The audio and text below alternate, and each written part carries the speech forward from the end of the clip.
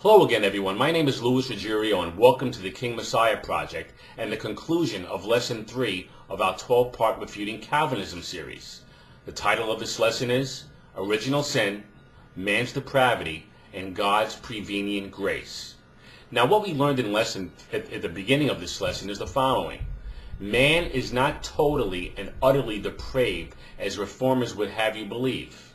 God has seen to it by instilling in every single individual a conscience, the ability to understand the difference between right and wrong. Further, Jesus Christ divinely enables every single person born into the world to understand the gospel message. That's taught in John chapter 1, verse 9. But reformers basically try to pull a rabbit out of a hat. What they do is they isolate verses and passages and take them out of context to try to prove to their audience that man is in fact, according to them, completely and utterly corrupt as a result of the fall in the garden. What they do is they try to trick their audience. Now, I want to go over some of the methods that they use and some of the verses that they use to do that. The first one is their favorite verse. It's found in Jeremiah chapter 17, verse 9. Let's put it on the board. Let's read it together. This is what it says. The heart is deceitful above all things and desperately wicked. Who can know it?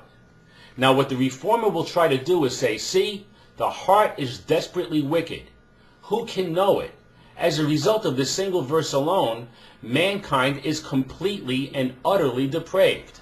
But what they do is they forget to read the next verse, which says, I, the Lord, search the heart. I try the reins, even to give every man according to his ways and according to the fruit of his doings. Now let us reason together.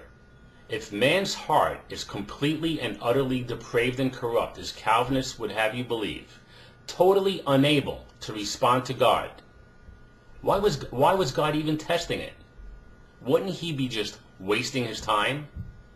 Something to think about, isn't it? Now, for the sake of time, I'm going to just post a few verses for you so you could cross-reference them later to prove that God tests man's heart.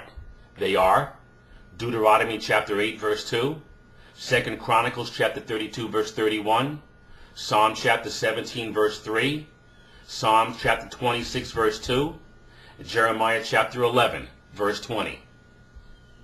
Now, Calvinists love using these two verses to try to convince their audience that man's heart is totally and completely corrupt, unable to respond to God. Let's put Genesis chapter 6, verse 5 and Genesis chapter 8, verse 21 on the board. This is what they say. Genesis 6, 5 says, And God saw that the wickedness of man was great in the earth, and that every imagination of the thoughts of his heart was only evil continually. Genesis 8:21 says, And the Lord smelled a sweet savor, and the Lord said in his heart, I will not again curse the ground any more for man's sake, for the imagination of man's heart is evil from his youth. Neither will I again smite any more every living thing as I have done. Now, what Calvinists will do is say, see, man's heart is completely and totally corrupt. But if that was true, why does Genesis chapter 4, verse 26 say that men began to call upon the name of the Lord as early as in this verse? Something to think about, isn't it?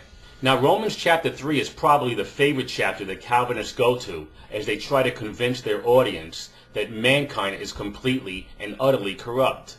Romans chapter 3 verse 10 says, for example, the following, As it is written, there is none righteous, no, not one. But Calvinists forget that the context of Romans 3 is found in verse 19, which says, Now we know that what things soever the law saith, it saith to them who are under the law, that every mouth may be stopped, and all the world may become guilty before God. What Romans 3 is trying to tell us is that no man can be righteous under the law. No man can be righteous by keeping laws. Because Paul wrote in Galatians chapter 3 verse 10, as we harmonize scripture, the following, For as many as are of the works of the law are under the curse, for it is written, Cursed is everyone that continueth not in all things which are written in the book of the law to do them. In other words, In order to be righteous before God under the law, a person would have to keep every single law at all times. And because of his Adamic nature, that is impossible. James chapter 2 verse 10 cross-references Galatians 3:10. James wrote, "For whosoever shall keep the whole law and yet offend in one point, he is guilty of all." Actually, the message that Paul is trying to convey in Romans chapter 3 is found in verses 20 through 22, which says, "Therefore, by the deeds of the law there shall no flesh be justified in his sight, for by the law is the knowledge of sin. But now the righteousness of God without the law is manifested, being witnessed by the law and the prophets, even the righteousness of God, which is by faith of Jesus Christ unto all and upon all of them that believe, for there is no difference." In other words, what Paul is trying to say is this: mankind could never be counted righteous by keeping laws, but now mankind is counted righteous by believing in Jesus Christ. And as we learned in John chapter 1 verse 9, it's Christ who enables all of us to believe. These are merely some of the examples that Calvinists used to try to convince their audience that man is totally and completely and utterly corrupt. There are a few more, so be careful, non-Calvinists out there, when dealing with the Reformer.